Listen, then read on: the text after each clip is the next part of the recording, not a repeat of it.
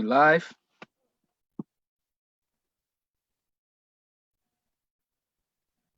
We live.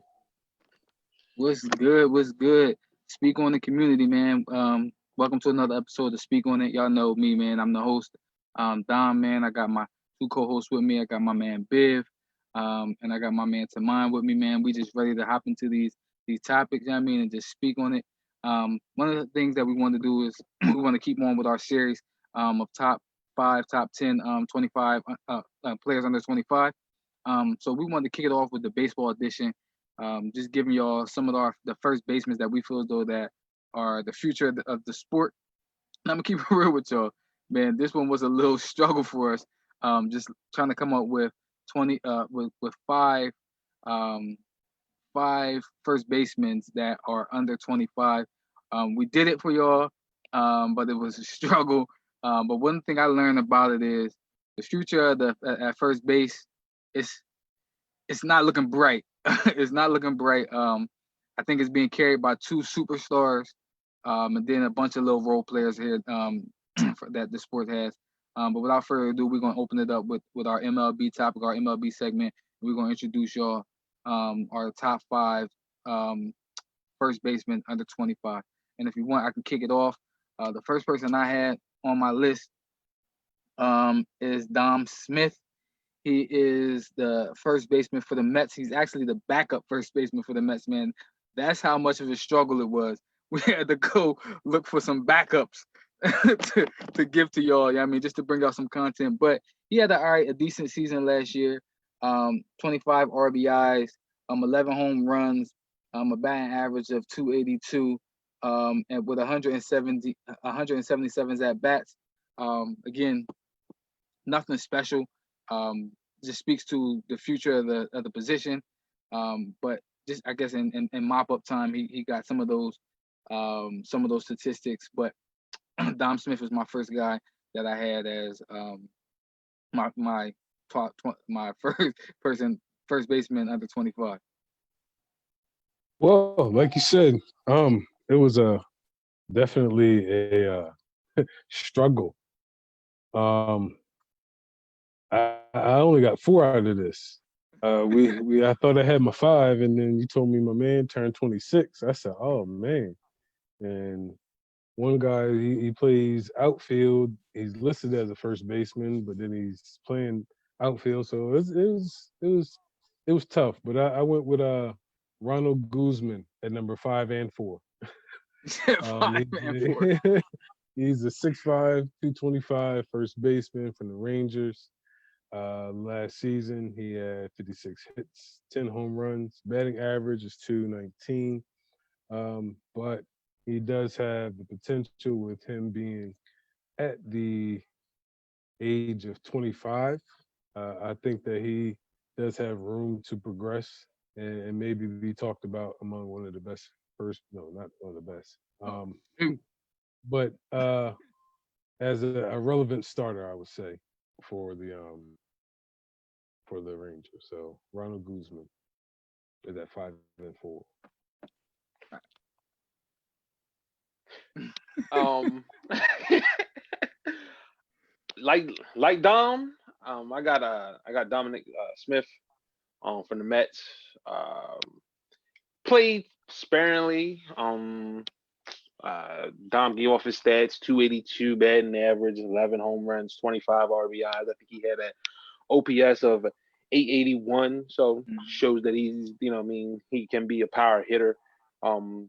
But when a guy is in front of you and he's a all-star and an MVP candidate who's going to be higher up on our list, it's kind of hard to put you higher up on the list. And then one thing that doing the research, the first base position is solidified by more veteran stars.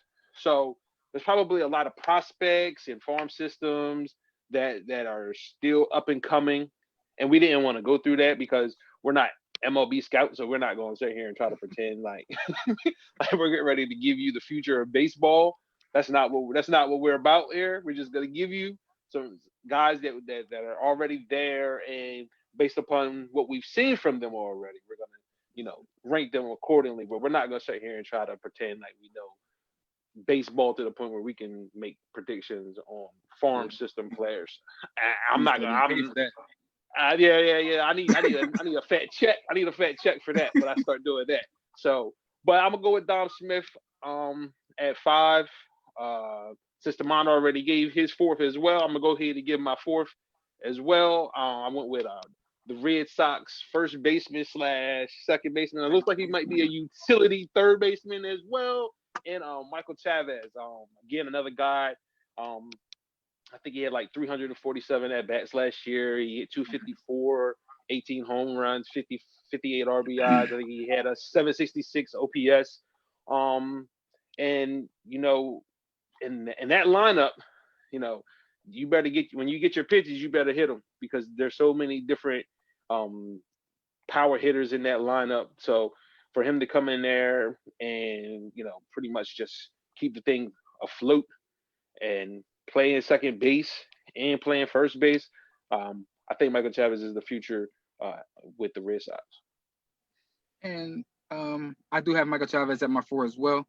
I think that, if I'm not mistaken, just from our list, just going over it with each other, I think that there's only one person that's on our list that differs from like in Tamon. I think Tamon has somebody different than who we had on our list. So we're going the people that we're going to hear say today or speak about today is going to be repeats. Again, it just goes to speak about just how small that first baseman list is under 25 years old. But again, like I said, I have Michael Chavez on there. It's just crazy that he does play both spots because there is somebody that is ahead of him. He plays predominantly at the second base, but he is listed as a first baseman. So that's why we actually have him on our list. For all those Red Sox fans out there who says that he's a second baseman, with the Red Sox have him listed as a first baseman. So that's why we have him on our list, because we couldn't find nobody else. We're going to my who you guys your third? My third, I have Evan White. I have Evan White from the Seattle Mariners. He was drafted in the first round, number 17, out of Kentucky. He was named to each of the minor league All-Stars in his last 2 seasons in the minor leagues. He's 24 years old, so he's a young prospect. They think that he's the real deal, so I'm gonna go with they and say that he's gonna be the real deal. So I have him at number 3. Listen, my man Tamon, he dig deep. He dig deep for the people, man. I respect my man for that, man. When we get he take these things serious, man. He probably could have rattled off about 10 young prospects for us. You know what I mean? So we respect my man Tamon for always digging deep on each and every show. But the third person I had is Yordan Alvarez. Yordan Alvarez plays for the Houston Astros. Like a couple people that we mentioned on here, he plays multiple positions. He plays first, he plays outfield. And being in the AL, he also designated hitter. He had 78 RBIs, 27 home runs, a batting average of 313, and an OPS of 1,067. So he is the real deal out there. One of the things that I think about when just thinking about everybody's list, because I think that the next 2 is going to be, or whatever, Biff still got to give his third, but maybe for somebody else's team, that those other players that we mentioned, maybe we'll see them pop and where they can be everyday first basemen. So I wanted to ask you guys that after Biff gives his third person. Well, Dom, my third person is your third person. I got Alvarez at 3 as well. From the Astros. He was I think it was the rookie of the year last year in the American League. He's a DH. To me, he's in the same. He's basically David Ortiz over again. Mm-hmm. He has a great bat. He's a defensive liability, but his bat is so great it doesn't really matter as long as he can come out there and produce at the plate. You'll deal with the mistakes in the field. Shortcomings. Um, but I think he's under 25, obviously, Right. so he's on the list. So I think he has time to develop his defensive game and get better and not be a defensive liability. But as long as he can use that stick, it doesn't really matter what he does in the field. He's 22 years old, but like you said, he has a lot of people on that team, that Astros team, that could cover up a lot of those mistakes. I mean, you talk about power and bats and defense. They got a lot of people in there who can cover up those mistakes, and he does what he's asked to do, and he does it good. You know what I mean? So as long as he's not acting, and again, maybe he'll turn into a superstar. As long as he's not acting to be a superstar right now, I mean, I think the future is bright for I agree. him. So, um, number one and number two, I think, is interchangeable. If neither one of us, neither one of you guys have one of these two players on your list, um, we will never do a baseball segment ever again, or we will never invite you to do a baseball segment ever again. But number one, number two, no matter where you put them, to me, it is Pete Alonso and Cody Bellinger. I will put Cody Bellinger at my number one just because he is on a winning team. He is just a monster. I mean, he helps that team win, but you can also say that the team around him is, I mean, he's a product of the team that's around him. But Cody Bellinger would be my number one, and Pete Alonso would be my number two. I ain't gonna rattle off their stats because I feel as though you're a baseball head, you should actually know who these two are and how they produce. But go ahead, Biv. Is that your number one, number two? Yeah, I had Bellinger one. I had Alonzo two. Um, and we probably could be saying that Cody Bellinger would be a World Series champion, a possible World Series MVP, if not for the Astros and the Red Sox and beating on trash can lids. Yeah. Um, so I think he's a guy. He hits over 300, hits 40 plus home runs, drives in over 100 RBIs. His OPS was over 1,000. Like I said, he already has a regular season MVP. He was Rookie of the Year, two-time All Star. The list goes on and on. And then Pete Alonso was the Rookie of the Year last year in the National League. He had the Mets in the running for a while. Mm-hmm. Um, I believe if in whenever this Major League Baseball season starts this year, I believe that Alonso will have the Mets again in the running. Another big power bat in today's baseball game. So Bellinger one, Alonso two for me. Tim one, same concur. I got Cody at 2 and Pete at 1. No, I'm joking. I Like got I the said, same listen, thing. I got the same thing y'all got. I think if that and the Mets pitching staff has always been great. It's always have a good pitching staff.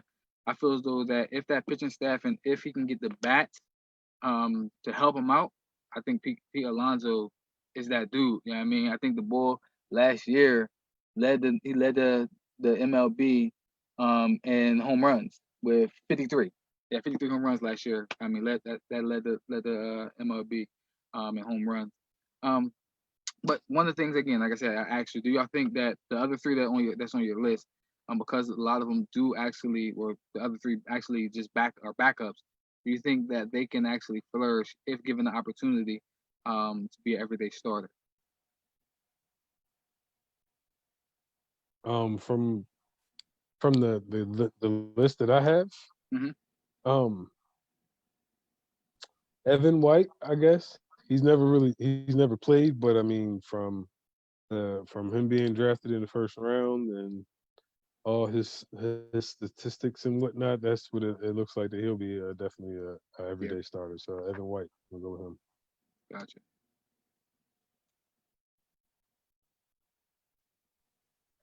I think Michael Chavez. I'm I'm a Braves fan, but I also follow the Red Sox real closely. So I believe Chavez is the type of kid that can come in and just be an everyday guy.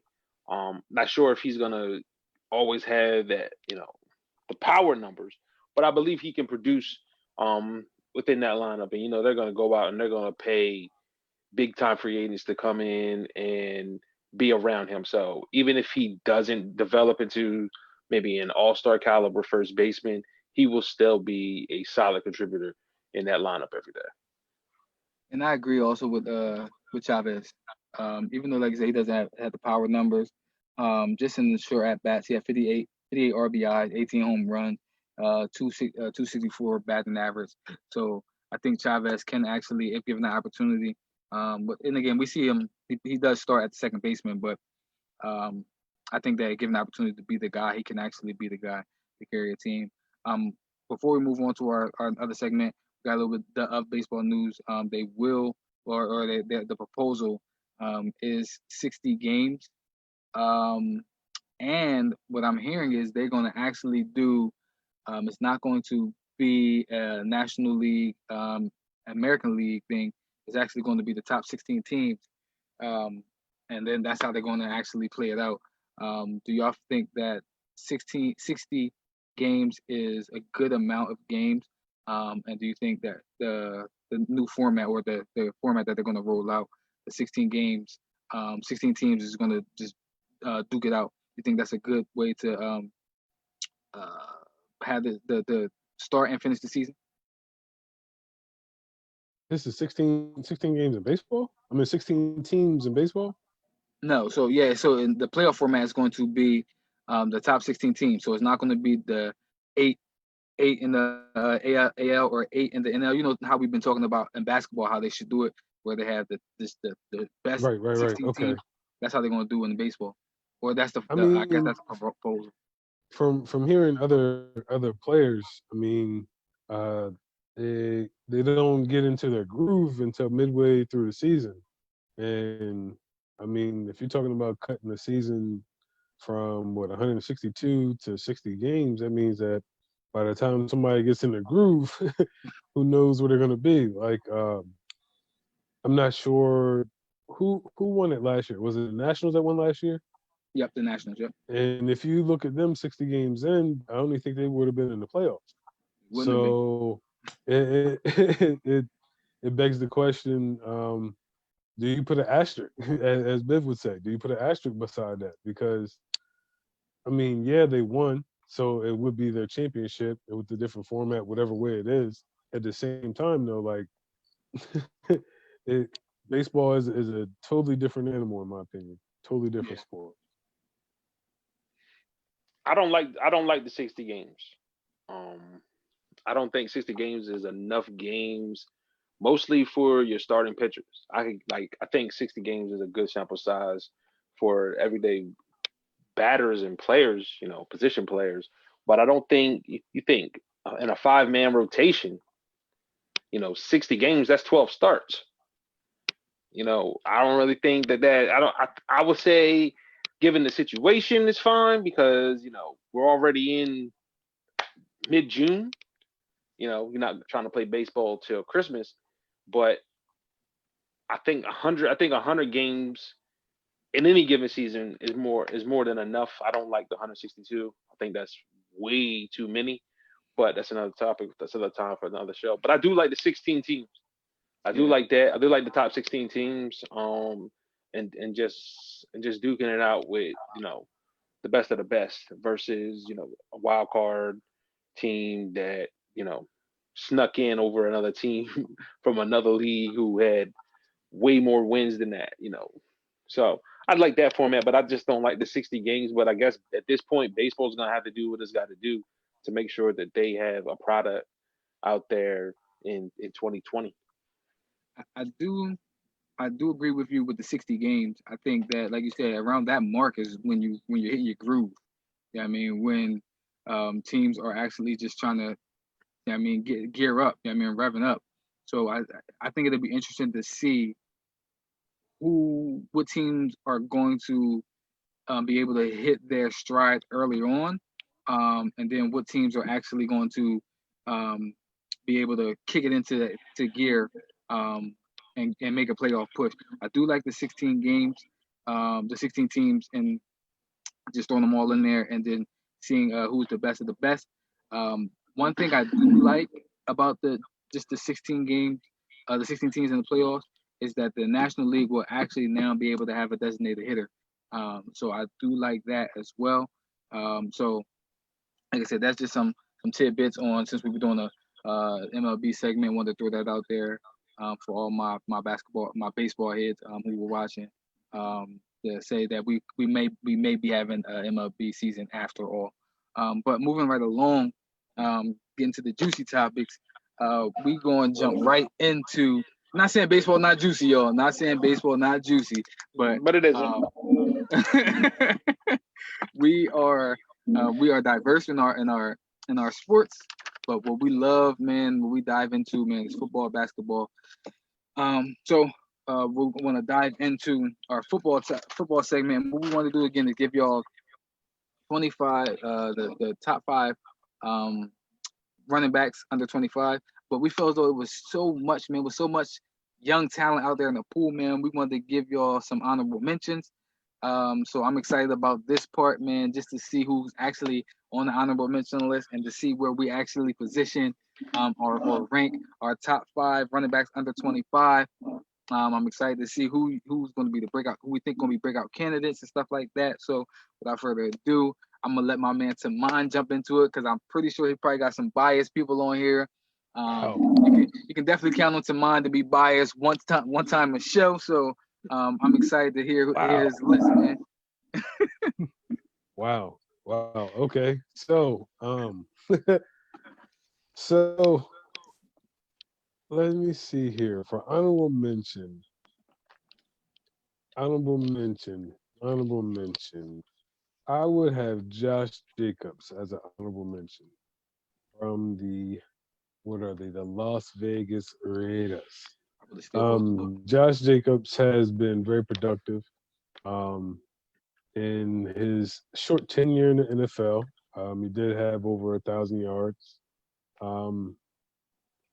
It's close to 5 yards a carry, which is always a great thing in the NFL. One of the things that I do want to see is with that stadium and how they got everything built, how they're going to perform in that atmosphere with Derek Carr. If I'm not mistaken, they did get who was the wideout that they picked up? Henry Ruggs. Yeah.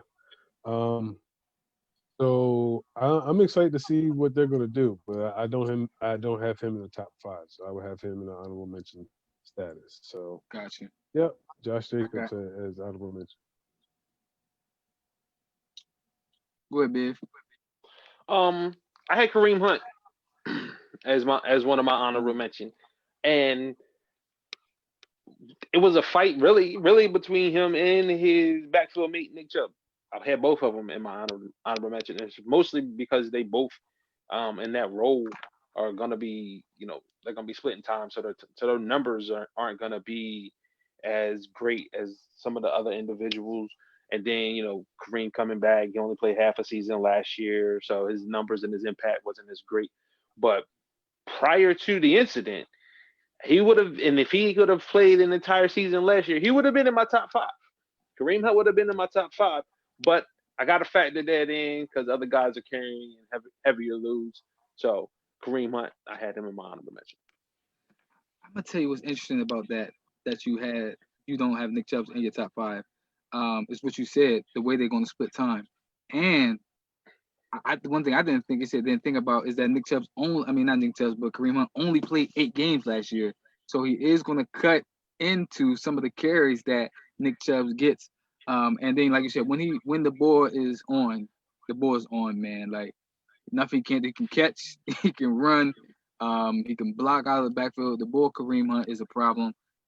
So I got no qualms and no problems with either one of your honorable mentions.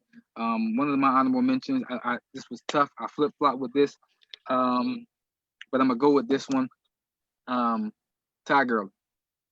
The reason I mentioned Ty Gurley is because I think a lot of people are going to write him off or has written him off. One, because he had a down season last year due to his knee injury. And then the year before he had the knee problem. So what we seen, to get the freaking running back that actually was taking his place, in the Rams. But I think that he's gonna have a bounce back year. I think he's gonna have a rejuvenated year. The boy had 12 touchdowns last year just rushing. He had 900 yards rushing last year. And I think he had like another 400 or 500 yards receiving.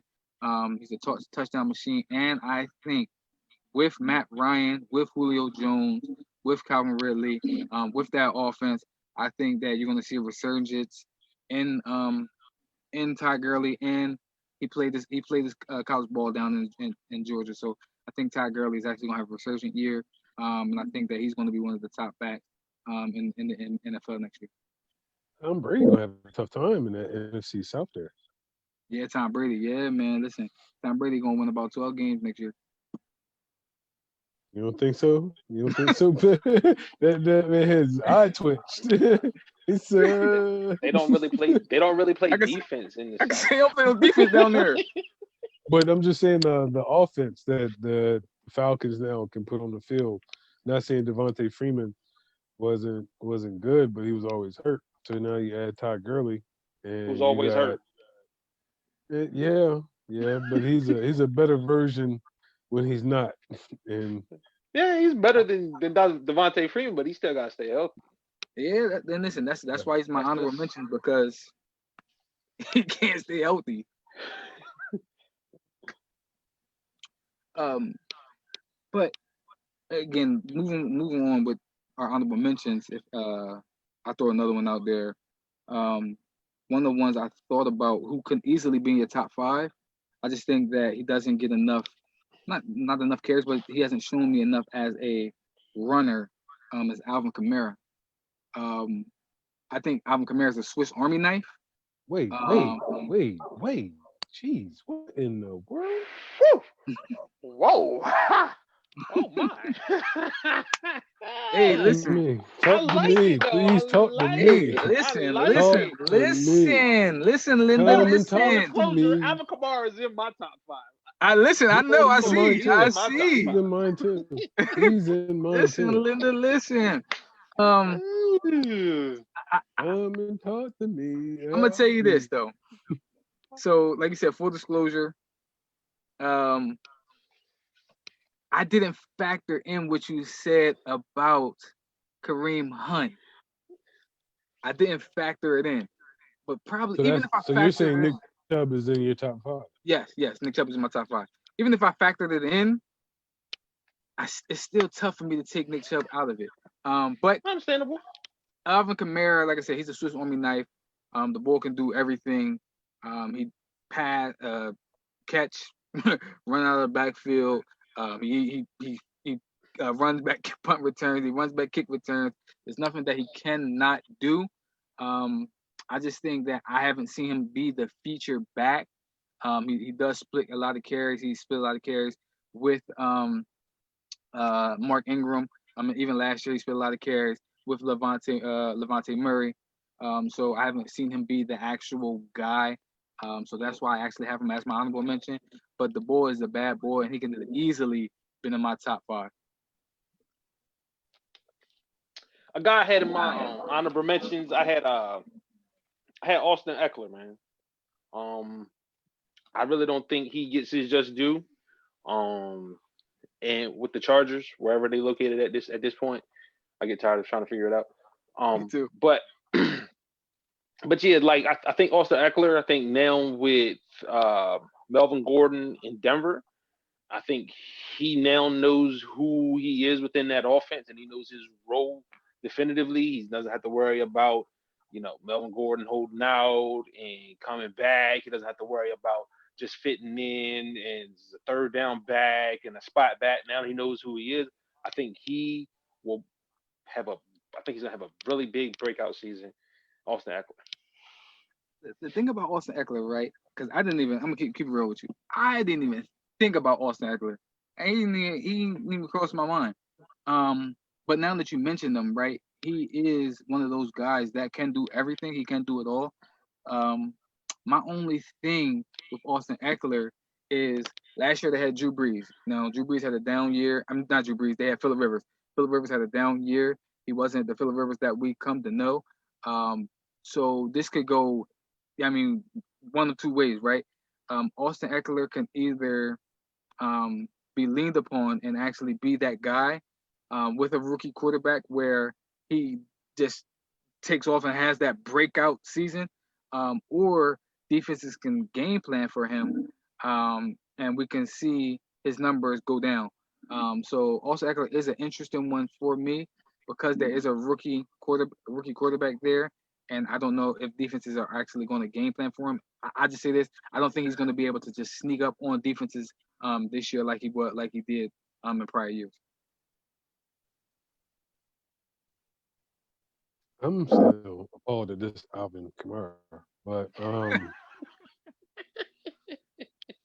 needless to say, I had Nick Chubb in my honorable mentions, but we can talk about Miles Sanders.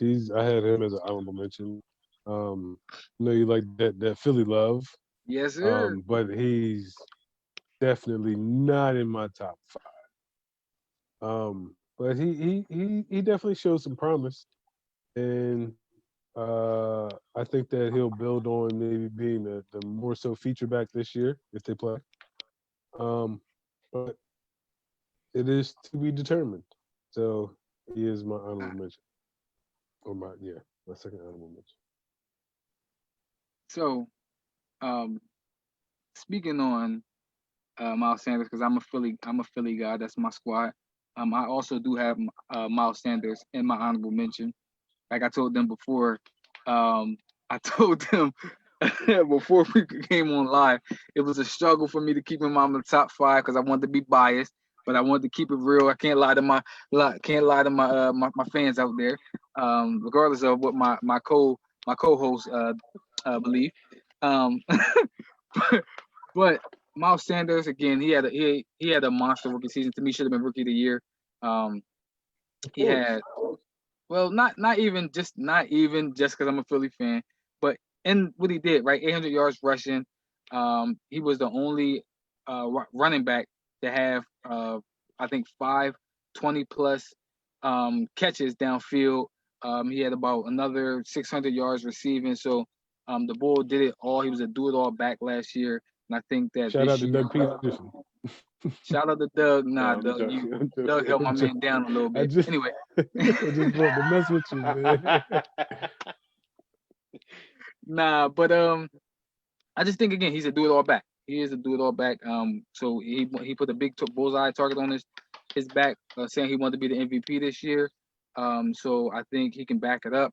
Um, he's one of my players that is an honorable mention as well. I ain't got no more honorable mentions. No, actually, I It's do all have good. one more.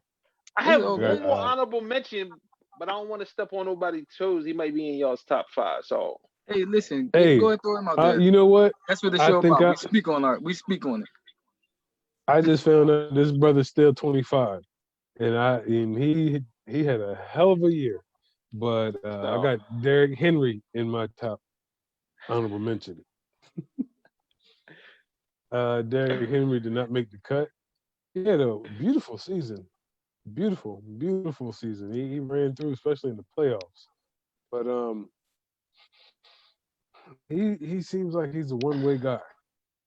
And granted, that is the Titans' offense, so I mean it fits into what they are. But I mean, in today's game, to me, you got to be able to be sort of like a Roger Craig, Marshall Falk type guy, to where you got to catch it out the backfield as well as be able to run in between the tackles. And I think he's just a run in between the tackles. Yeah, just he is a throwback running back, 90s, early 2000 running back, where he gonna run between tackles. You know what he gonna do. You know where he gonna be. He is a little bit faster than what I thought. Yeah, I mean for his size. But like you said, Derrick Henry is an honorable mention, just all based off of what you said. Um, he had a great year, but before this last past year, to be his size, I feel as though that he didn't run strong enough. He didn't run behind his pads like he should, like we've seen him do this year. If he can back it up, I think that he can vault himself into that top five running backs. But one of the people that I do have as an honorable mention, my last honorable mention, I have two of them, but I'm only gonna give y'all one. Is Joe Mixon. I feel as though Joe Mixon doesn't get a lot of his just due. I think, especially coming out of Oklahoma, just all the hype that was around him, all the vitriol that was behind him. The boy has done nothing but come in and be a model citizen and just ball out. I think that he's going to flourish with Joe Burrow, with some weapons, with a healthy AJ Green. I think we're going to see Joe Mixon have a breakout season. That was the guy that I had as my last honorable mention was Joe Mixon. I really, really, really debated putting him in the top 5, to be honest with you. Yeah, listen, I wouldn't have been mad at you. But once you said Nick Chubb's not in the top 5, I definitely probably would have debated it. but like I said, your points was valid. Huh? I got a problem with this Alvin Kamara. Hey, listen. Come on, let's get to this. That's why we're going. Actually, that's why we're going to jump right into it. Listen, my number 5. I did because Tamon asked me off air, Dalvin Cook or Miles Sanders, and that was the debate for me. But Dalvin Cook's productivity is something that I could not debate. Dalvin Cook is my number 5 running back. The boy is a problem. There's nothing that he cannot do. I think early on he did have issues with health, but I think that's behind him now. He was the sole reason that that the Vikings was a top team last year. Defensively, he kept the team, other teams' defense, offense off the field, so he helped out the defense. Again, Dalvin Cook is my 5th best running back. There's nothing that the boy can't do. Okay, I'm scratching my head here. I'm gonna scratch my head here, and listen. I know. So I'm ready for the stats. So Alvin Kamara is not in your top 5. No. Nick Chubb is, and Nick Chubb is not at 5. Nick Chubb is not at 5. So you think Nick Chubb is better than that? Just by the way, I got Dalvin Cook at my number 5. So you made, but I'm just. Let it play out. Man. Hey, let it play out. Listen. I'm interested to see where you do have. Well, I probably know where you got Alvin Kamara, but so Alvin Kamara versus Dalvin Cook, because that's what we're talking about, right? Dalvin Cook had 1,135 yards rushing. He had 13 touchdowns. He had 53 receptions. For another, looking at the numbers real quick. Receiving numbers. He had another. Shoot, why can't I find it? Another 519 yards receiving. So he's not just a one trick pony. He does actually catch out the backfield just like Alvin Kamara. He does run between the tackles. He is the lead horse, the lead back. He does all the short downs yardage. He does it all. He's not just a one trick pony. So that's why I actually have Dalvin Cook ahead of Alvin Kamara. And again, like I said, Alvin Kamara is a problem. He is a beast. But he does split that time with another running back. And actually, the year before, Mark Ingram rushed for 1,200 yards as well, and he was the lead guy. So again, the reason that I don't have Alvin Kamara in my top list is because I haven't yet to see him be the lead guy. And if you want, I can run down Alvin Kamara number 2, but I'm pretty sure you got him. Yeah, I got him. But go ahead, Biv, with your number 5. Well, it was unanimous. I think we all had Dalvin Cook at number 5. Only reason I had him at number 5 ahead of Joe Mixon was because of the year that he had last year and helping to lead the Vikings to the playoffs. He finally played a significant amount of games. He played 14 games last year. I don't think he even played 10 combined games the previous 2 seasons. So, Dalvin Cook is who I had at 5, and Dom gave you all the stats. So, Yeah. So we can jump right into number 5, right? Because there's no debate who. I mean number 4, because we no debate who number 5 is. Number 4, I have Nick Chubb. The reason I have Nick Chubb at number 4, just going off his first 2 seasons, just combining his first 2 seasons, 2,500 yards rushing.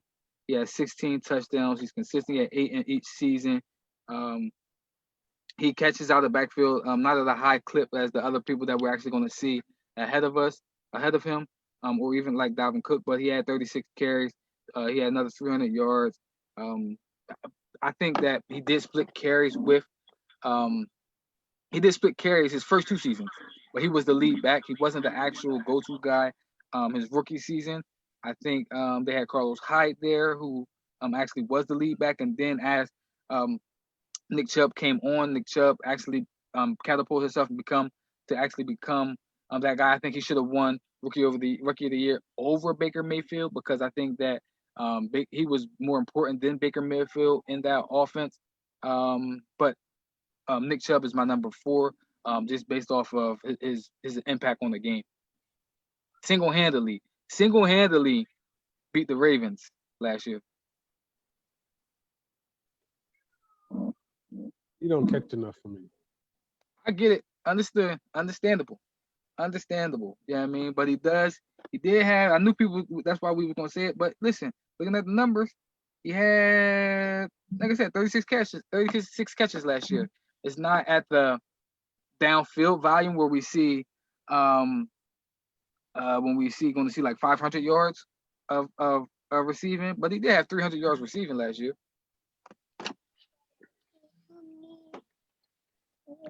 I have Leonard Fournette at number 4. I just like him, since LSU. I think he continues to expand his game. He had over 500 yards receiving last year, so he continues to expand his game. And let's just be honest with ourselves. No weapons outside, no quarterback. He is seeing 8 and 9 man boxes, and he's still producing. So his numbers, yards per carry, his touchdowns may not be that of the other guys, but his consistent production and being a bell cow, which is not something that is common anymore. We're talking about guys splitting carries, talking about guys needing to catch the ball out of the backfield and do so many other things. He's starting to expand his game in the passing game and everything like that, which is kind of one of the knocks on him coming out of LSU, was that he wasn't that guy out of the backfield. He was bang, bang, bang, bang type of bat. I think he's expanding his game. I think he's continuing to get better. And once they find some sort of passing or some consistent passing offense, I believe that the Jaguars' offense will be fine. I think that the young defense is going to be okay. It's not going to be great, but I think the young defense is going to be okay. But it's going to start with the running game and Leonard Fournette. Before you give me your 4 real quick, I got something to say about his Leonard Fournette pick. So Leonard Fournette, actually, I had him as one of my honorable mentions. Leonard Fournette, just based off what you said, right? No weapons, no quarterback. I know we say Gardner Minshew. Gardner Minshew is going to be, this dude or something or whatnot. But even going back to the Bulls' rookie season, he single-handedly put that team in the playoffs and in position to beat the Patriots along with the defense. But he was the offense. Blake Bortles was doo-doo. He was garbage. You know what I mean? But he was single-handedly. We speak real. He was doo-doo. And Leonard Fournette is, like you said, just expanding his game. He went from having 48 touches, 36 catches his rookie season, 22 his second season. He was injured, and then he had 76 last year. 76 for 522 yards. So yeah, he's expanding this game. I'm gonna give y'all my one of my breakouts right now, and he is one of my breakout players. Where I feel as though that he can actually be, he's going to show this year that he can be a cornerstone franchise running back for a franchise. And I hope that the Jaguars actually do right by him, and he breaks out and they actually give him long-term money. I when I when I pulled him up and looked him over, and of course I remember him being a grown man in high school and him coming into LSU and pretty much being a grown man in college and even coming in the NFL his first, you know what I mean, season being a grown man in the NFL. Um, I think with injuries, with the performance of the Jaguars, I really overlooked him for the sake of not even thinking of him getting 8 and 9 in the box and whatnot. So in a sense, I kind of discredit him. But then, I mean, listening to what you guys are saying, it does make sense. And I mean, the stats isn't going to show that. And that's one way how we can say that stats kind of lie in a sense. But you can actually go by the eye test and see that this dude is the real deal. He just needs some help. And hopefully they'll give him that. And if not, it sucks when you're a young running back and you kind of waste your years in a bad situation, because then if you end up in a good situation, it's kind of like you only got maybe 1 or 2 good prime years of yourself in situations like for instance, like I mentioned Marshall Falk before. He had a lot of years with the Colts, but this was before Peyton Manning.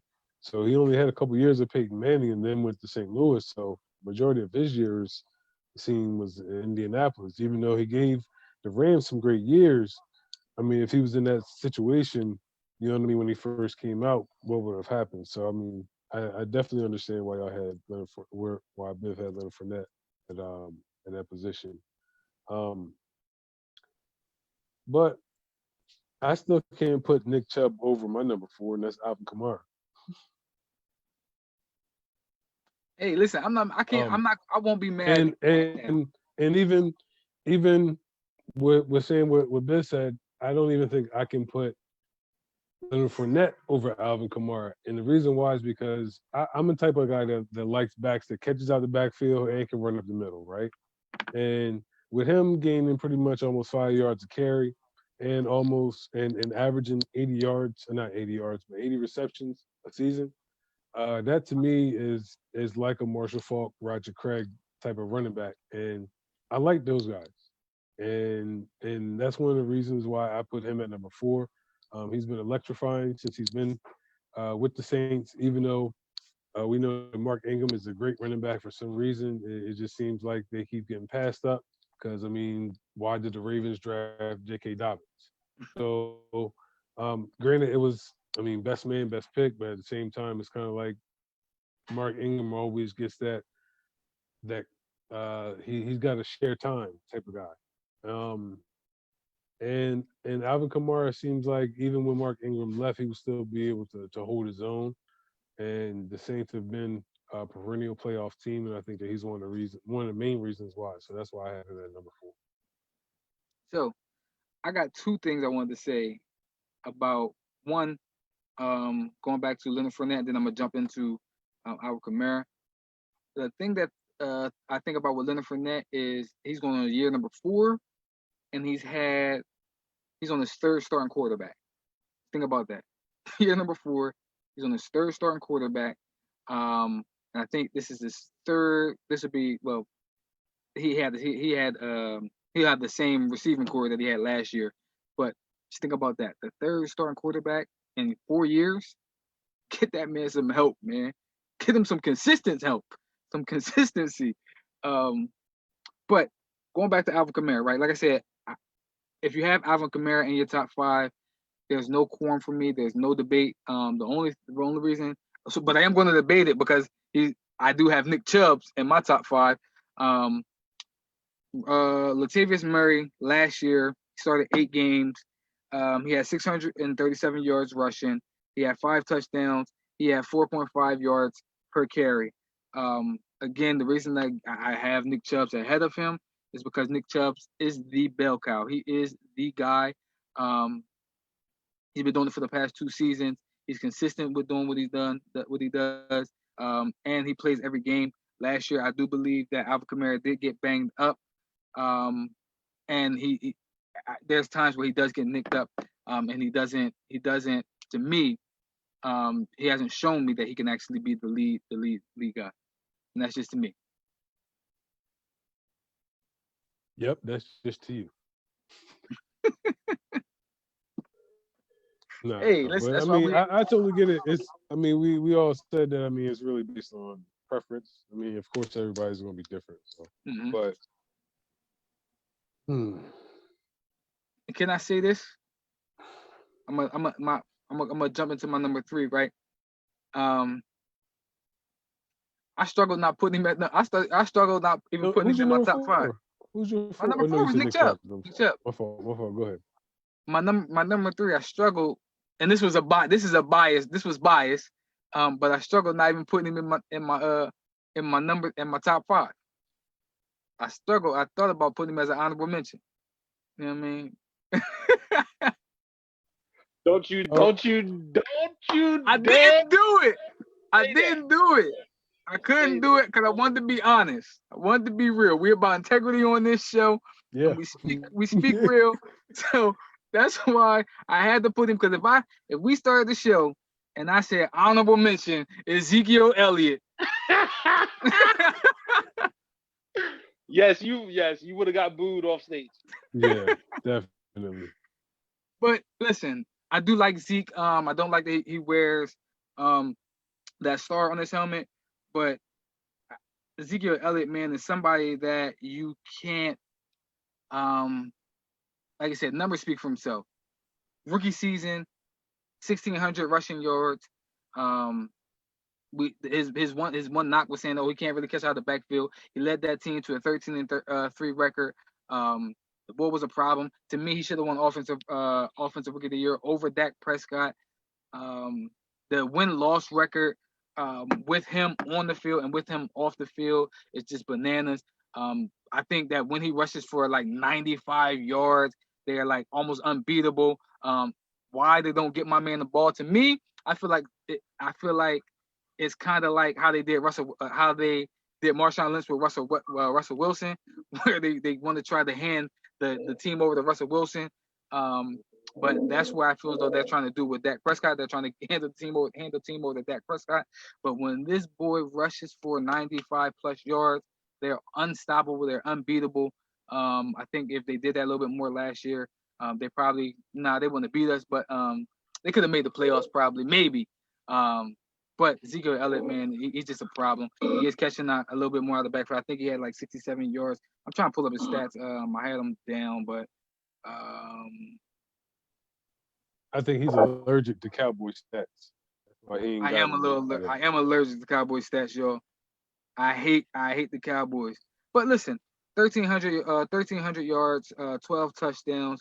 We're looking at the receiving as well. The boy had 56 catches last year. 420 yards and 2 more touchdowns. There's nothing that he can't do, and he's proven that he's able to grow his game. If he just can stop being an idiot off the field, I mean, boy can be a great one.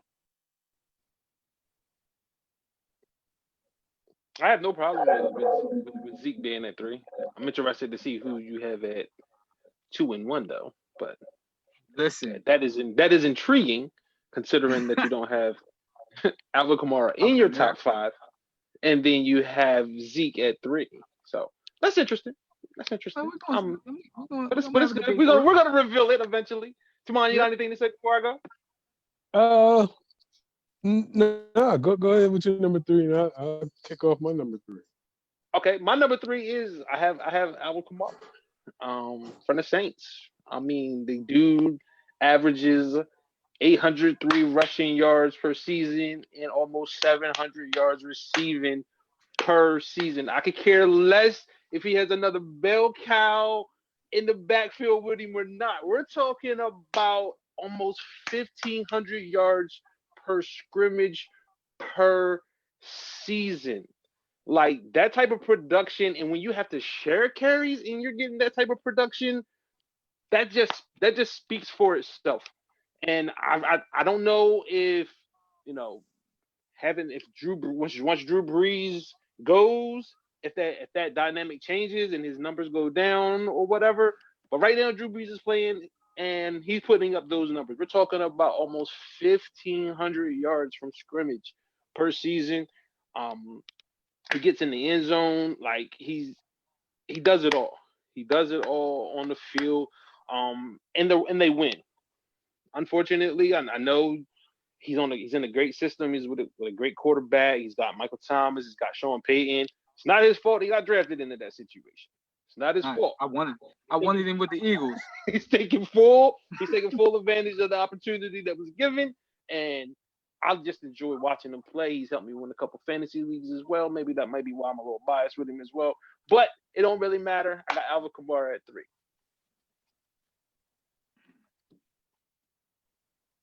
So I already see that we're gonna debate the heck out of your next two people because there is somebody missing out of your top 5 list.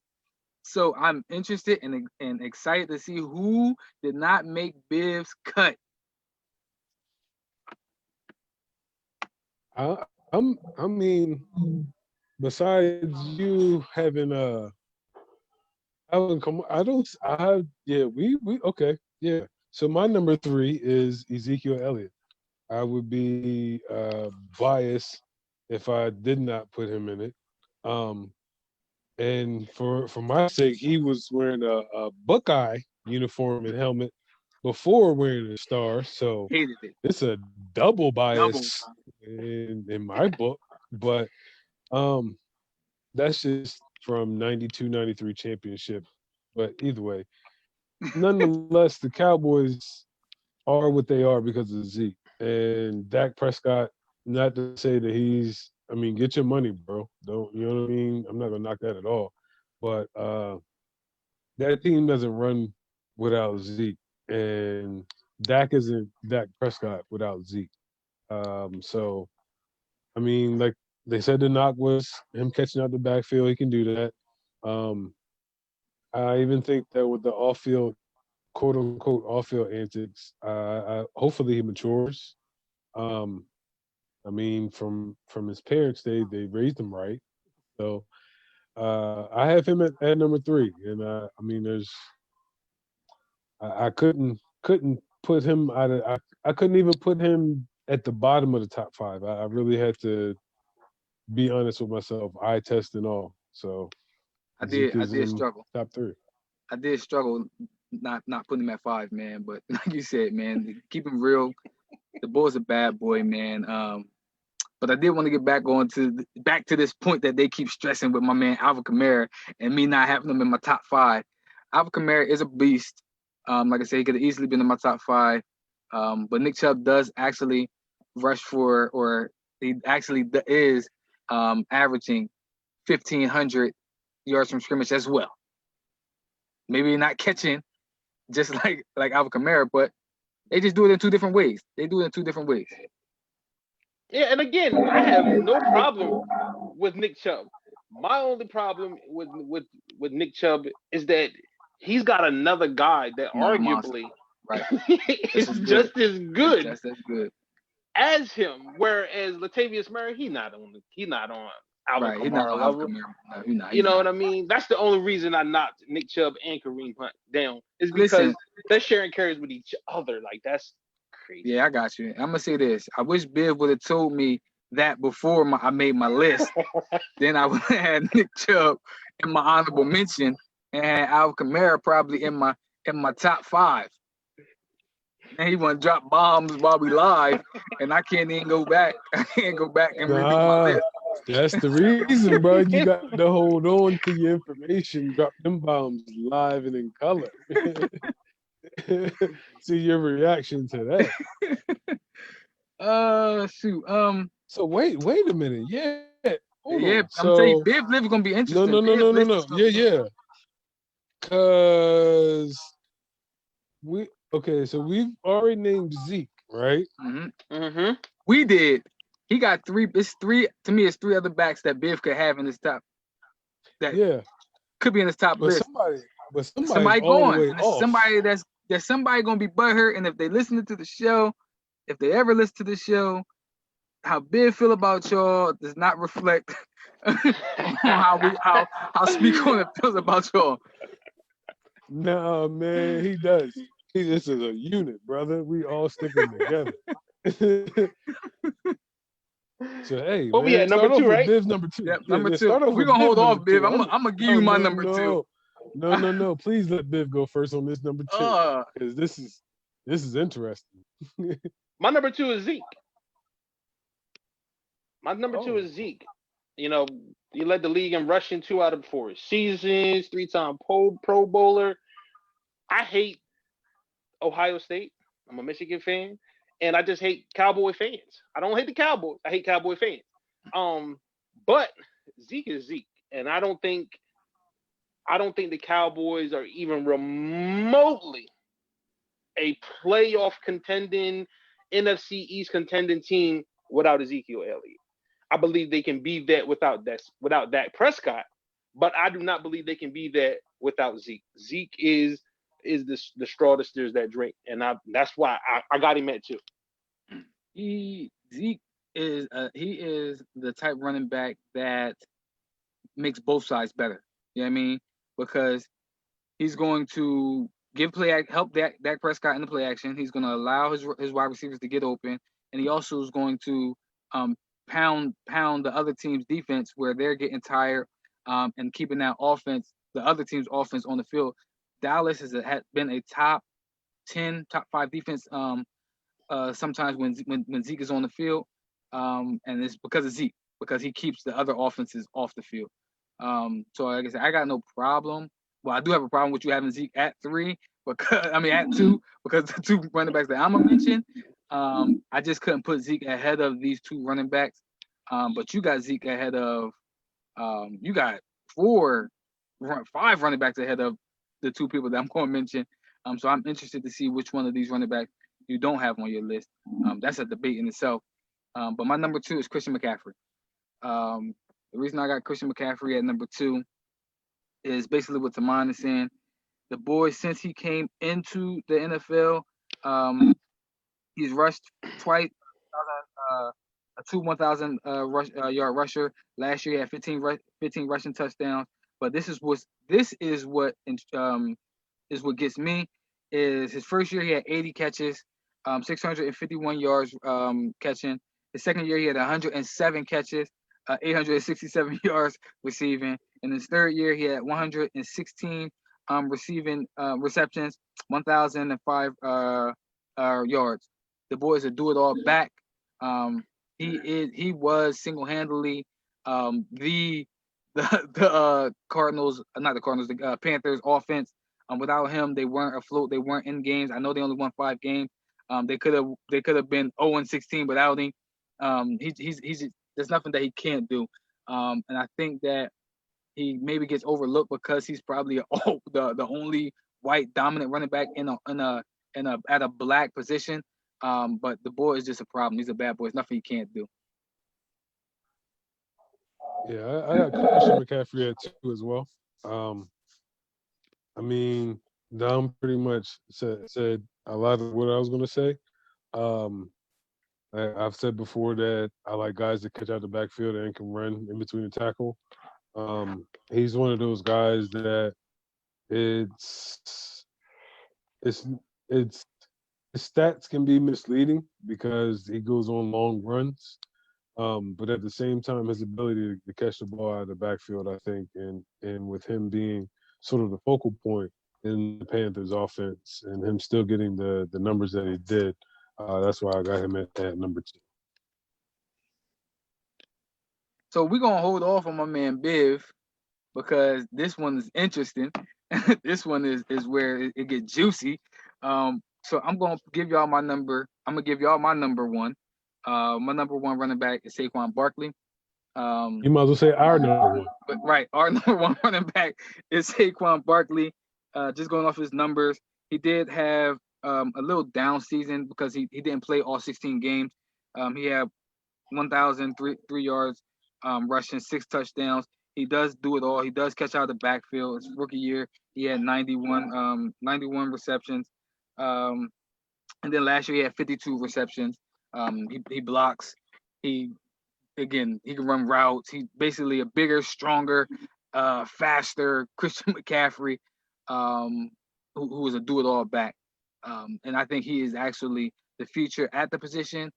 And I think that when it's all said and done for me, that he could go down as the greatest running back of all time. I'm not going to say he's a better Christian McCaffrey. I think he's the next Barry Sanders. I mean, and unfortunately, it looks like he may be in a Barry Sanders type situation with the Giants. But I mean, needless to say, Saquon Barkley. I think my daughter would like me saying Saquon Barkley, unfortunately. But I'm not going to knock the Giants got that one right, and they better make sure that they pay him and figure out what the Lions did, and then don't do that, and build off that guy, because that guy is a game changer. Like literally, when he touches the ball, the game can change. He's the type of guy that Dom will like this. He's like a Steph Curry, to where he can come down and pull up. You get that ball. Listen, you throw that screen to him, man, and he's off to the races. So that's one of the reasons why he might be the best running back in the league. He's the best running back in the league. He is the best. I don't think it's a might in it. There's no might. He is the best running back in the league. So I guess we know who Biv's number one is. Yeah. We know who all is unanimous. I have a 1A and a 1B. I could not. Okay. I got choose. I couldn't choose one over the other, man. I really couldn't. Okay. Like Saquon is so dynamic. He's so dynamic, man. Even in the short stints that you get to see him, he's so dynamic, and the future is bright for him. I think he right now he might not be the best running back, but he's definitely the most talented running back in the league. Yes. There's no question about that. Once the production and you can see the longevity, it'll be crystal clear that he is the best running back in the league. But Christian McCaffrey, me and Tamon grew up 49ers fans. So Roger Craig was like the guy that I feel like running back should have been molded after. I mean, and one of my favorite running backs growing up was Marshall Faulk. And then Christian McCaffrey becomes the third one to do what these two other men did, which was have 1,000 yards rushing and 1,000 yards receiving in the same season. And you know that Christian McCaffrey is going to get the football. You know Saquon Barkley is going to get the football. The question is, can you stop it?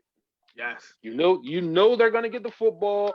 The question is, can you stop it? And right now, nobody can stop it. And they are fun to watch on losing teams. Yeah. That's hard. That is something hard to do. Yes, you tune in to watch. Especially in football. Especially in football. When a team is bad and you don't care, you just go, that's Barry Sanders effect. It does not matter how bad the rest of them is, you will pay the money to go just see that one guy. So guys, calm down, man. I had y'all. I got y'all, man. Oh, this is all right, man. Shoot. I do got a question. Got a poker face. He had the Word. poker face. I was looking like, yeah. Who is this? Is this man really about to make it a Black Power show and keep this man off the list, or he's about to make some Giants fans pissed, bro? Nah, I literally could not choose one. I couldn't choose one over the other, man. After the year that Christian McCaffrey had last year, yeah, I couldn't choose one over the other, man. I definitely agree. The crazy thing, like you said, Christian McCaffrey, he is that offense, man. Like, he is that offense. You know, some way he's going to get the ball, running it, catching it, whatever it is, and you still cannot stop him. That, like you said, that is hard to do. Now, to me, to me, he's more like Barry than Saquon to me. To me, Saquon's just Saquon. Like you've never seen. To me, Saquon's like LeBron of the running backs. You've never seen nothing like him. You've never seen nothing like him. You must not have seen Barry, bro. No, so this is what I say. This is why I say no. This is why I say he's not like Barry. This is why I say it. Barry was about 5'9". He's about 200 pounds. The bull can do everything, right? He dances on you. Saquon is about 6'1", 230 pounds, with that agility. Yeah, I mean, with that agility, with that speed, with the catching, to me, he's the greatest running back prospect I've ever seen. Shout out to Penn State because I'm a Penn State fan, so I had the luxury of watching my man for 2 years in Penn State. Yeah, I mean, but he's the greatest running back prospect I've ever seen, because of his size, because of his speed. That's why I say he's just Saquon. There is nothing to compare him to, because Barry was a 5'9", elusive running back. Yeah, I mean, he could take the home run, but Saquon is 6'1", man, 230 pounds. You see the boy? Did you see the boy calf muscles? You see that boy thighs? No, I'm really not trying to look at his thighs. I get you, man. I understand. No. But yo, man, I totally, 100% understand what you're saying. I feel like I've seen this before. I've seen this man stop on a dime and make 3-4 men miss. I've seen where you thought this man was down and ain't stop. Like, I've seen this before. It's just that this man's a little bit bigger when we talk about Saquon. But all that agility, one play threat, everybody zooming on you, taking a team to he took a team to the playoffs before. If I'm not mistaken, to the NFC Championship game against the Redskins. So, like, and that was just Barry. Like, we can't even really name the quarterback of the Lions. Who was it? Eric Kramer, right. Scott Mitchell. Who was the quarterback that? Rodney Peete. One of them, right? So, Barry to me is Saquon is Barry 2.0, and the greatest running back that I've ever seen was Bo Jackson. Yes. But that's a whole different story. That's a whole different episode. But as far I think Saquon is Barry 2.0. So if I was going to say something, what you just said, right? Because I said we'd never seen it before. I'm lying. We did see it. Bo Jackson. This power and this speed together.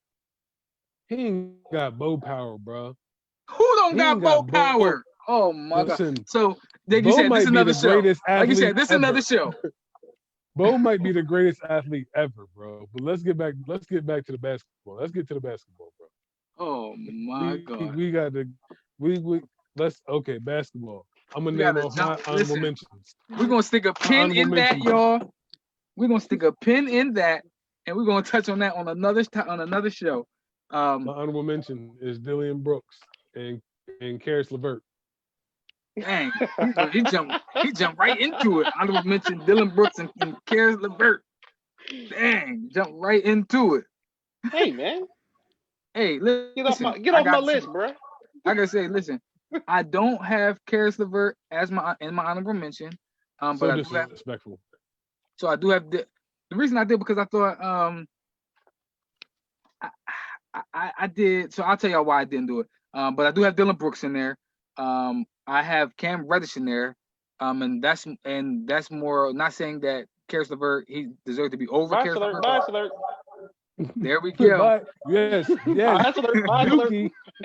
He's a dookie. So here we go. Cam Reddish ain't did nothing about nothing, but he's an honorable mention. Listen.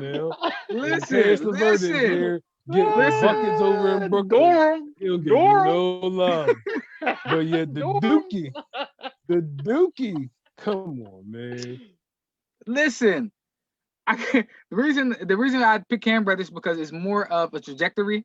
When I look at him, I see PG. Blue and white. Paul George. You see Paul George? I see Paul George. No way. You need to get your eyes fixed, bro. Paul George in his first season wasn't the Paul George that we see now. I think that Cam Reddish can be a Paul George clone.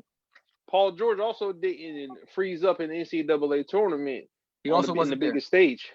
My point is, that doesn't matter. It doesn't matter. When my man got the opportunity, first of all, my man, first of all, he goes to Duke, so I already have a grudge against him just because he went to Duke. Let's just be honest with ourselves. But then my man, he went through so many different things. Like he didn't want to play no more for a little bit. Like I don't know, man. Jury's still out on him. I think he underachieved this year, to be honest with you. I think he's utilized incorrectly in both situations. I think coming out of Norristown, he had the ball in his hands a lot. I do think that at Duke, learning how to play off ball actually is going to help him in the long run. But the ball does play defense. He can handle the ball. He can shoot from down. He can shoot from down behind the arc. It's nothing that Cam Reddish, if he reaches potential, can't do.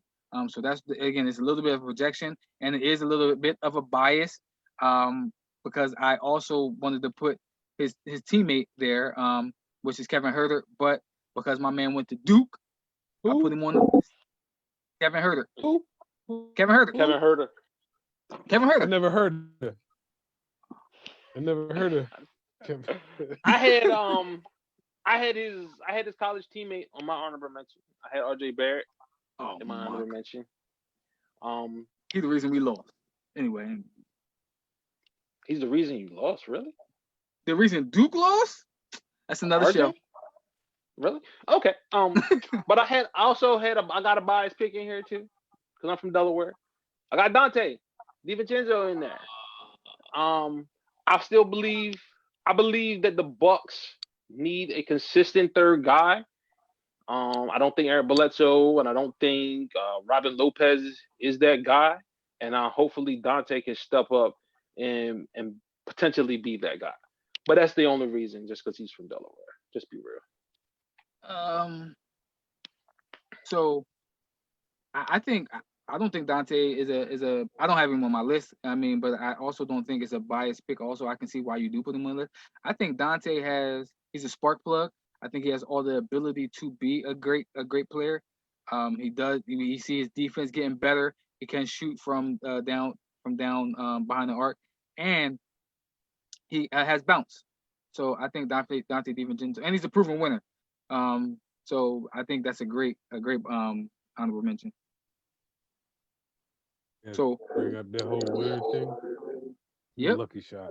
It was a lucky shot. They did beat North Carolina in there in it was a lucky shot. It was a lucky shot. But go ahead with your number 5. I'm interested to see Dwayne's top 5. I'm gonna run off like the rest of my honorable mentions real quick, and then I'm gonna jump to my number 5. I did have Duncan Robinson in there. The reason I had Duncan Robinson in there because I think he's a sniper. I have Kendrick Nunn. I have Dylan Brooks, and I have Marcus Smart. But jumping into my number 5, I have Shai Gilgeous-Alexander. I know Tamon had him in there as his point guard last year. Last show. I have him here as my 2 guard because I think CP3 is the point guard there. But sort of like what Tamon mentioned last week, I think Shai is somebody who gets overlooked. I think he can play defense. He's long. He's lanky. He can score. Told you. He can score. He can score score with the best of them. I think his shot is a little awkward and ugly, but it goes in.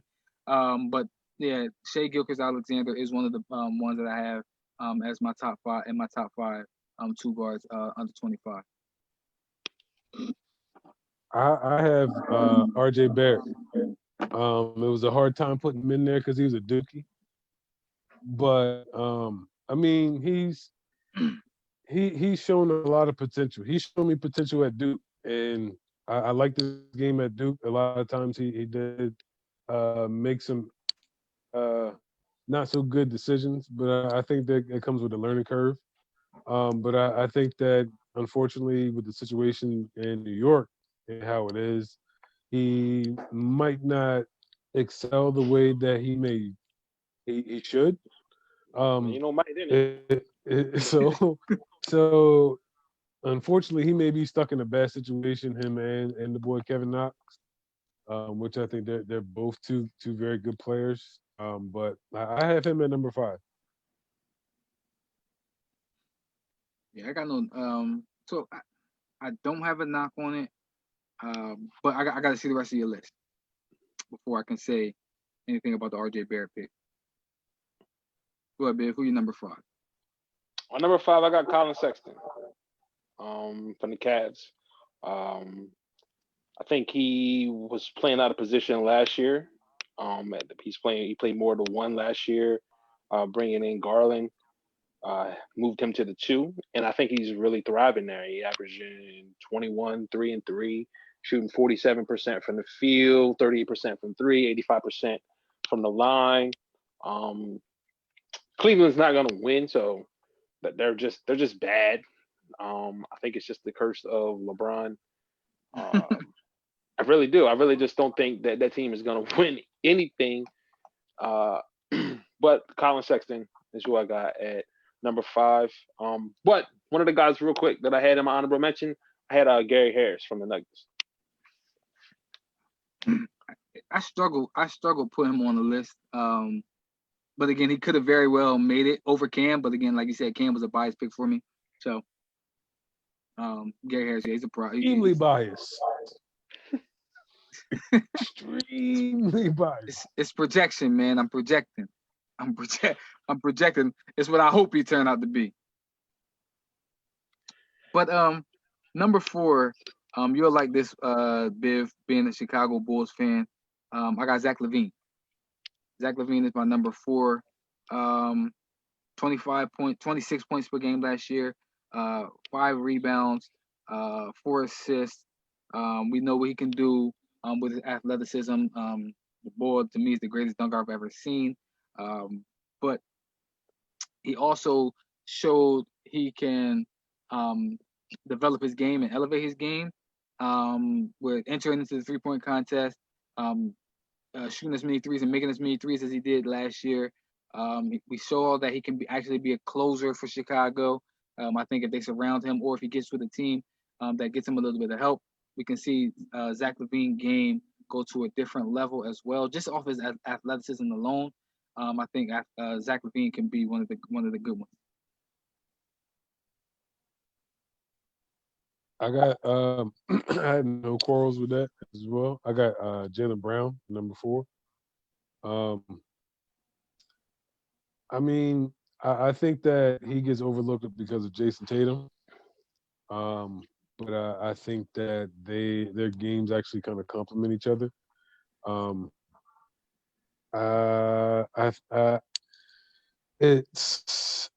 don't think that he would excel as being a number 1 guy, but at the same time, I feel as though at a number 2 spot that he would be sort of like excelling in like a Pippen type role, if he had a Jordan.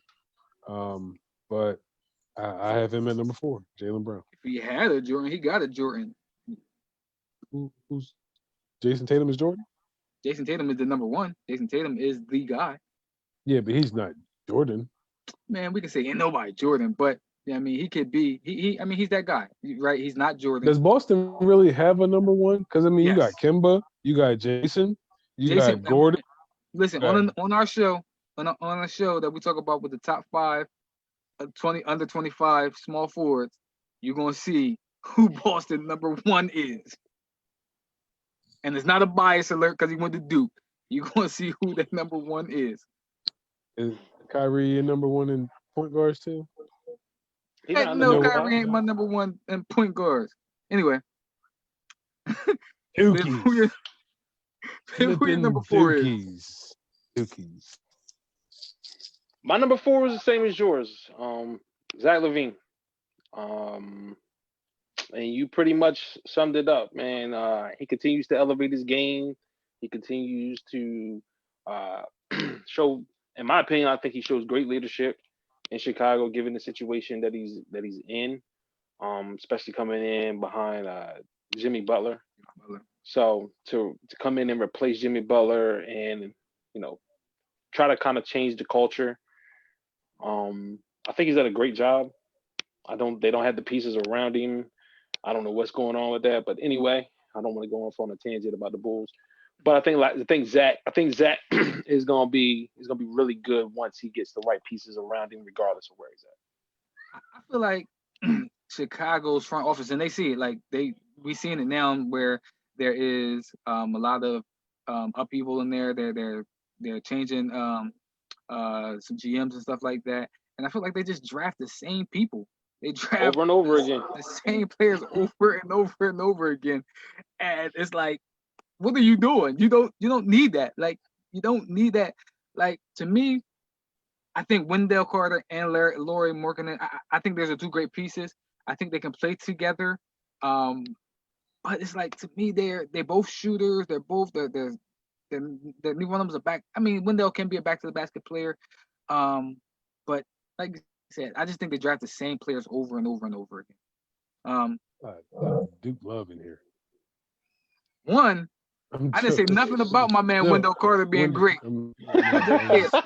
He might be in the top 5 under 25. He might be, but I won't know yet when you see that show. As long as don't get mad at me because ain't no North Carolina ain't producing. Don't get mad at me. We don't pay our players. Yeah, but y'all let them take water drinking 101. We do. Yes. Yes, we do. Get your bachelor's degree in sewing, pillows, and home whatever you want. All right, fellas, we're getting a little close to the end of the show, so we'll run through them real quick. My number 3, Jaylen Brown. Basically, what Taman said, defensive stopper, can do it all on the court. But he can't. To me, he's not a number 1 option. We have yet to see him have to be a number 1 option. But when you need him to score buckets in a pinch, he can do that. He can be that guy in moments. I just don't know if he can carry a team for 82 games. I got at number 3 Zach LaVine. So y'all pretty much. I ain't mad at that. Yeah, my number 3, I got Devin Booker. From the Suns. I got Devin Booker at number 3. Wow. I wish we had more time to debate that, but I'm a defense guy. I got you. I'm a defense guy, which is why I have the one guy ahead of him that y'all have below. That's all. I got you. So number 2, Devin Booker. I think Devin Booker could elevate himself on this list. Just if he had a winning team. If the team won more, and they had, if I think at one point the Suns could be the worst run organization in basketball, but I think that Devin Booker has shown himself to be a franchise cornerstone. The ball can do it all. Nothing that he can't do. Yeah, I mean, Devin Booker's my number 2. Look at that. Me and Dom agreeing. I got Devin Booker at number 2. That's Duke, North Carolina hate right there, man, y'all. So we don't agree on a lot. And in Michigan, and I'm Penn State. Yeah, I mean, Cam Reddish should not have been mentioned in this show, ladies and gentlemen. Just to let you know, Cam Reddish should not have been mentioned at all whatsoever in this show, but somehow he got in here. So. Yeah, I didn't even have him in my honorable mention. It ain't my fault. Ain't no North Carolina fans out there. No, no. It's nothing about North Carolina. Cameron Reddish. That's what I'm talking about. He just so happens to be from Duke, and you just squeezed him in there talking about projection. All right. Go ahead, Ben. What's your number 2? Man? My number 2 is Jaylen Brown. For his career, he averages 13 and 4. But this season, he's averaging 20 and 6.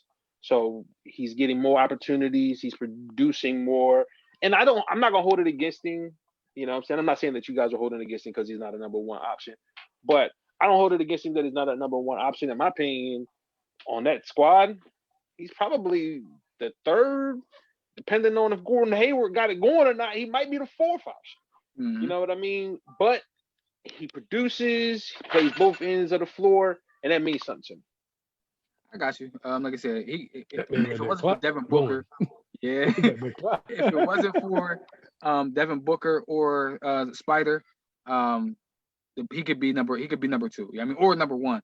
Well, number 1 I think is unanimous. Is Spider Mitchell. The reason I have Spider Mitchell at number 1. I ain't got him in my list. Anywho, I'm joking. I'm joking. We got Spider Mitchell. He is the heart and soul to me of the Jazz. He 3 NBA seasons in the playoffs, all 3 seasons. He's not afraid of the big shot. He does play defense. He does it all. Spider Mitchell's my number 1. That would be my number 1 as well, Spider Mitchell. I mean, I don't want to keep co-signing, but I mean, Dom pretty much summed everything up. He's the heart and soul. He is the Jazz. Him and Rudy, and maybe with Mike Conley. I want to see how it works Yeah, that hasn't panned out so far. Yeah, I think he hurts him. You think? Yeah. Oh, yeah. I had Donovan at number 1 too. His rookie year, they win 48 games. Last year, they won 50. This year, they had won 41 up until they shut the league down. So more than likely, the wins would have went above 50. So the team is improving as far as wins in the column every year under him. So, and then this is a guy that I'm not sure. I can't speak for you two guys, but I know me myself. I didn't see him coming and being this guy coming out of Louisville. I didn't see Nobody did. Nobody did. That's why he went 13. Nobody did. I didn't see this. So kudos down. Yeah. Real quick. we apologize. We apologize for bringing Cameron Reddish into this show. I just, on behalf of Speak On It, we just want to apologize to each and every fan that listen to us. We do know our basketball. It's just that sometimes we get ahead of ourselves as far as being biased. And today is Dom's day to be biased as far as Duke is concerned. So go ahead with your point. I admit to that. I did want to throw out there. So I said I want to have like a breakout player. People that we think can be a franchise player and MVP. So my breakout player, I did have like a breakout all-star player. I had Jaylen Brown as my breakout all-star player. The dude I think that we can see being a co-star or being a dual franchise player is Dylan Brooks. And then my MVP, I think could be an MVP type candidate is Spider Mitchell. I would have as my MVP. I would go Devin Booker. As far as the breakout perennial all-star type guy, I would say Jaylen Brown. And I really like the LeVert kid from Brooklyn, man. I really like him, and I'm excited to see what he does if they keep everything the way that it is with the addition of KD, and hopefully Kyrie doesn't mess things up. Needless to say, I'm excited to see what that Brooklyn team does. The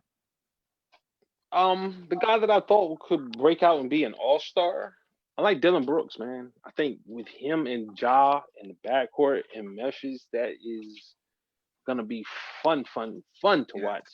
The guy that I think could be a franchise type guy, I'm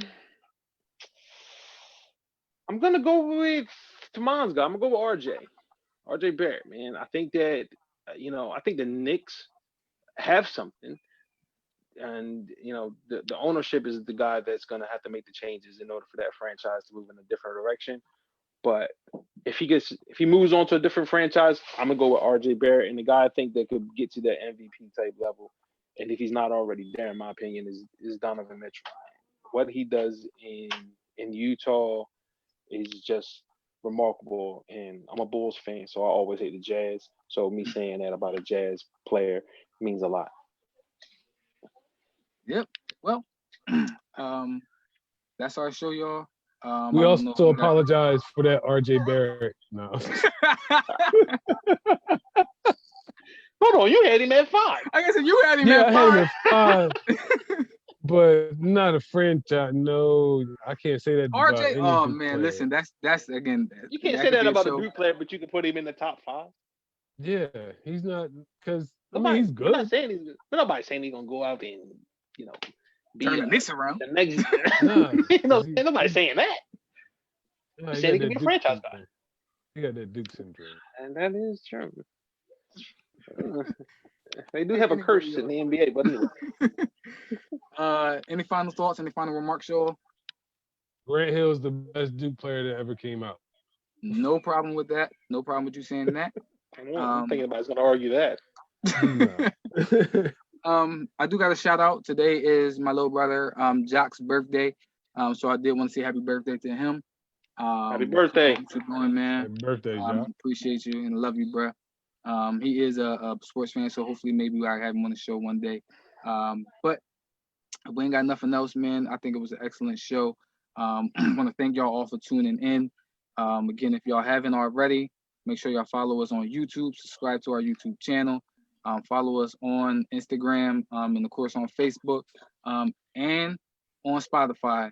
But until that, again, what I want to say is, if you do have any lists that y'all want us to debate, again, let us know. Send it to our page, and we will actually see if we can debate it. And if you want to be a guest on the show with the list, let us know. We'll bring you on.